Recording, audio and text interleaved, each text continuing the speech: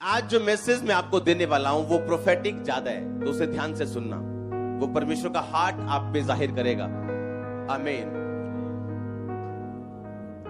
ये लास्ट दिनों में परमेश्वर ऐसे लोग चाहता है जो शैतान के साथ लड़ सके, परमेश्वर के योद्धा की नाई चल सके। जब शैतान गिरा था तो बाइबल कहती 1/3 स्वर्गदूत उसके साथ गिरे थे। अगर 150 करोड़ स्वर्गदूत बनाया तो 50 करोड़ स्वर्गदूत गिर गए थे शैतान के साथ। और आज भी वो शैतान के साथ मिलकर काम करते हैं कि परमेश्वर तक ना पहुंचने दिया जाए। अगर कोई पहुंच गया तो तब भी उसे अपनी पकड़ में बांध के रखा जाए।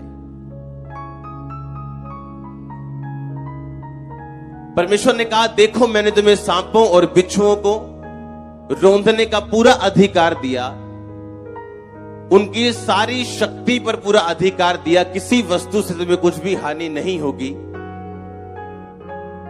ये परमेश्वर ने अपने लोगों को बोला कि देखो मैंने तुम्हें सांपों और बिच्छुओं को रौंदने का पूरा अधिकार दिया। देखो का यूनानी मतलब है देखना, लेकिन अपनी आत्मिक आंखों से, अपनी अंदरूनी आंखों से उन चीजों को देखना। जब शैतान ने हवा को भरमाया था, उसने कहा था देख वो फल खाने में कितना मनोहर है। और बाइबल कहती जब हवा ने वो फल देखा, वाकई में उसे वैसा ही मनोहर लगा जैसा शैतान ने बोला था। तो क्या शैतान ने सच कहा था? क्या शैतान सच बोलते हैं? उसका वो फैक्ट, वो सच हो सकता है जो वो अपने मुंह से कह रहे हैं, लेकिन वो झूठ का बाप है। बाइबल कहती है वो अभी भी आपको बोल रहे नहीं मैं तेरे घर में हूं, देख तेरा सिर दर्द हो रहा है, अभी भी तेरा सिर भारा है। पर एक्चुअल में वो झूठ का क्या है? बाप है। आपका सिर तो वाकई भारा हो सकता है, लेकिन अब परमेश्वर का आत्मा आप में बसता है, ये सच्चाई है। बहुत से लोग धोखा तब खाते हैं जब वो जो वो महसूस कर रहे हैं या वो जो देख रहे हैं उस पर विश्वास करने लगते हैं। जो मसीह में है वो नई सृष्टि है। जब आप परमेश्वर में आए तो आप में किसका आत्मा बसता है? आपको यह पता होना चाहिए लास्ट टाइम में, इस टाइम में शैतान का काम है लोगों को गिराना, और परमेश्वर ऐसे लोगों को चुनना चाहता है जो शैतान के खिलाफ खड़े हो सके। कई बार आप महसूस करते हैं अटैक को अपने बच्चों के खिलाफ। हाँ, आपको पता है ये शैतान का अटैक है। अपने फाइनेंस के खिलाफ आपको पता है ये अटैक है। आपकी सेहत के खिलाफ। फिर आप क्या करोगे जब अटैक हो शैतान का?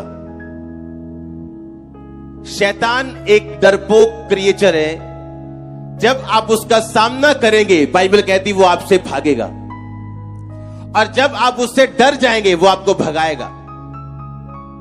उसका साइज मायने नहीं करता आपकी प्रॉब्लम कितनी बड़ी है, या दुष्ट आत्मा कैसी है, या आपकी प्रॉब्लम का नेचर कैसा है।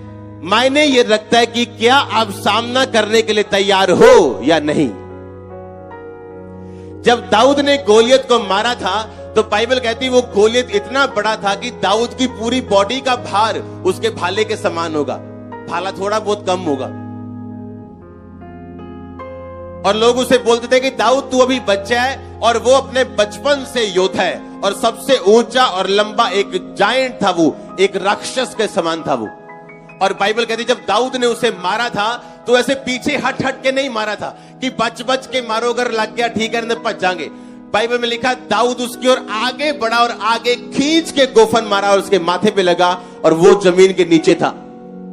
कितने मेरी बात को समझ रहे हैं? अगर आप शैतान से डरते रहे वो आपको डराता जाएगा, और अगर आपने जूती उठाई, डंडा उठाया, वो भागेगा। ये उसकी खासियत है, भागने की। कितने मेरी बात समझ रहे हैं? ये उसकी क्या है? ये उसकी खासियत है कि अगर आपने डंडा उठाया तो वो भागेगा। और अगर आप क्रिश्चियन हैं, आपको यह मालूम होना चाहिए कि कहां वो आपकी लाइफ में अटैक करने की कोशिश कर रहे हैं। हालेलुया। और आपको मालूम होना चाहिए कि क्यों वो अटैक कर रहा है, उसके अटैक का कारण क्या है, या उसके अटैक वो क्यों करना चाहता है, उसका रीजन क्या है, उसका प्लान क्या है, और उसके प्लान को खत्म करना।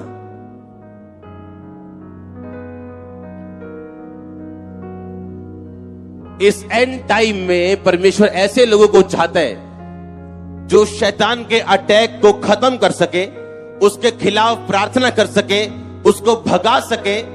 और बाइबल कहती है शैतान का खाना पाप है। जब आप पाप बंद कर देंगे, वो कमजोर होता जाएगा आपकी जिंदगी से, और आप स्पिरिचुअली स्ट्रांग होते जाएंगे, और इतने स्ट्रांग होते जाएंगे कि आप उसे हरा पाएंगे, वो भागेगा। इसीलिए सिकवा के 7 बेटे जो थे, उन्होंने शैतान को कहा, जिस यीशु का प्रचार पौलुस करता है, उस यीशु मसीह के नाम में हम तुम्हें आज्ञा देते। शैतान ने कहा, उसको हम जानते, यीशु को, पौलुस को पहचानते, सब ये दोनों को हम जानते और पहचानते, तुम कौन हो?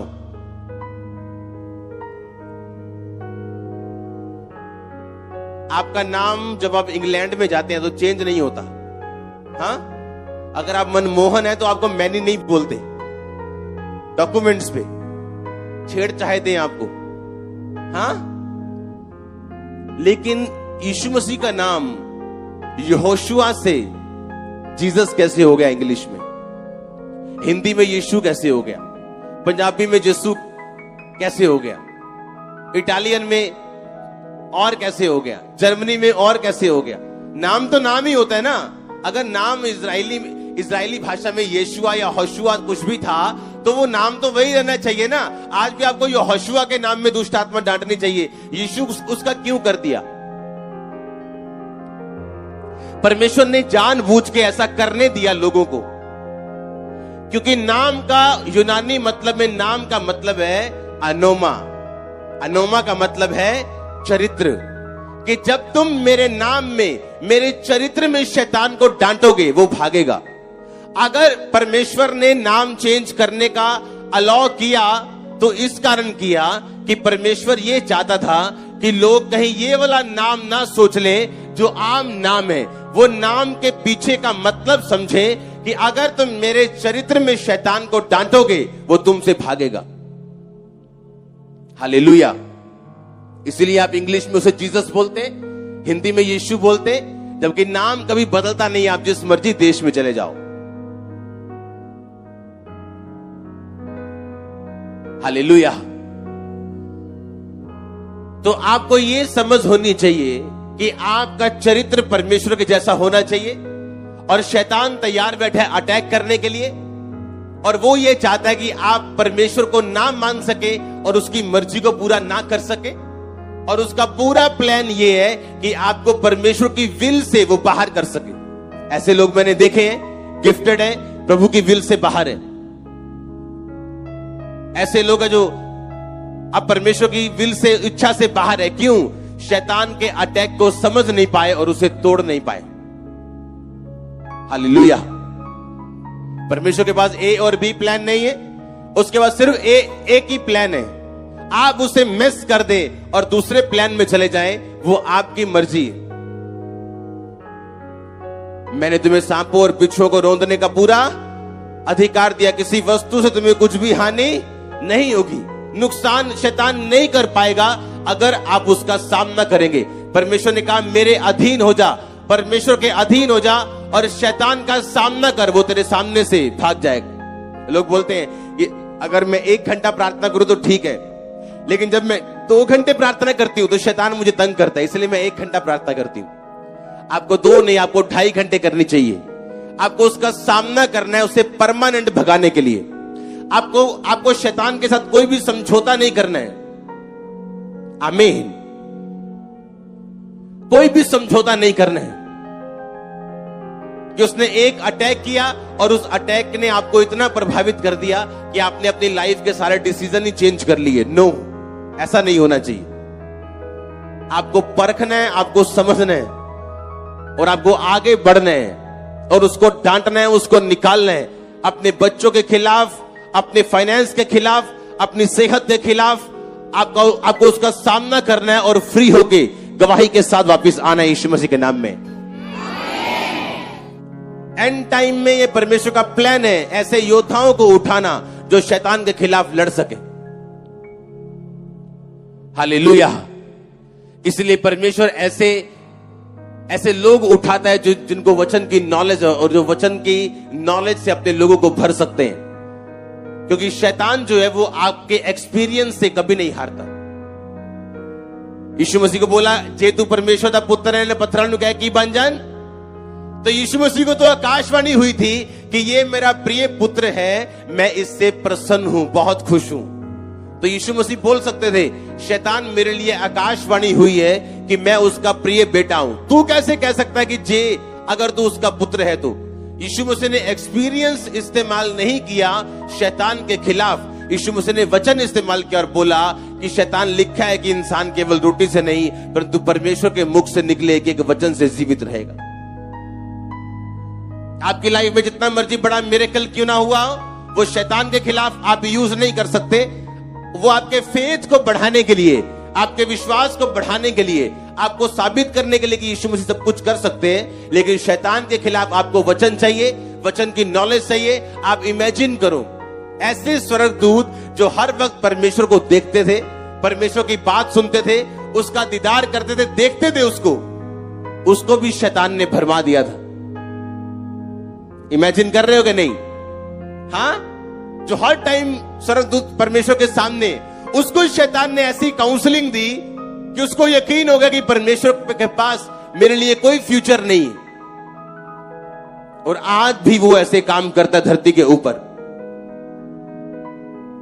अगर आप वचन पे नहीं खड़े, आप अड़े और खड़े नहीं है, आपने एक मन नहीं बनाया, तो फिर आप घूमने वाले हो इधर उधर।